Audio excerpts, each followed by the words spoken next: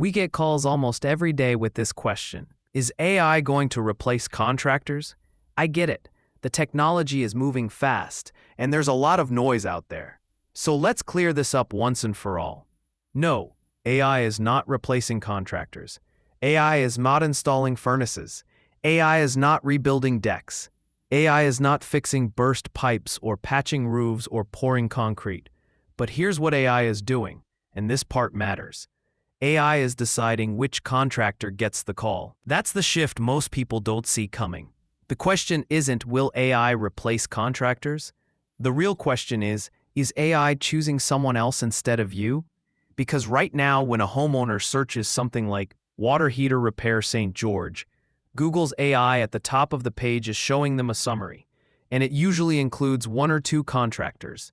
Those are the businesses getting the ready-to-book customers. Let me share a story.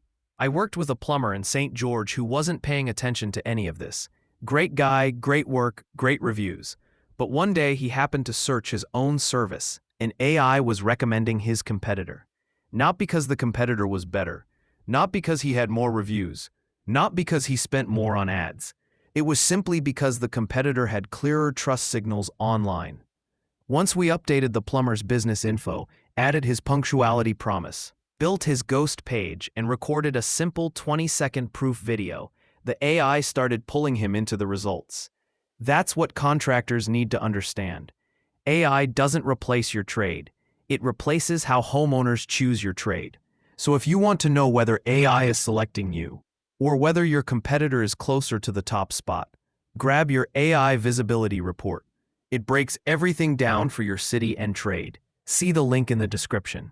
Also, if you're serious, I highly recommend you pick up the DIY guide. It will walk you through step by step how to get chosen. With this guide, you have the option to do it yourself or have it done for you. This link is also in the description.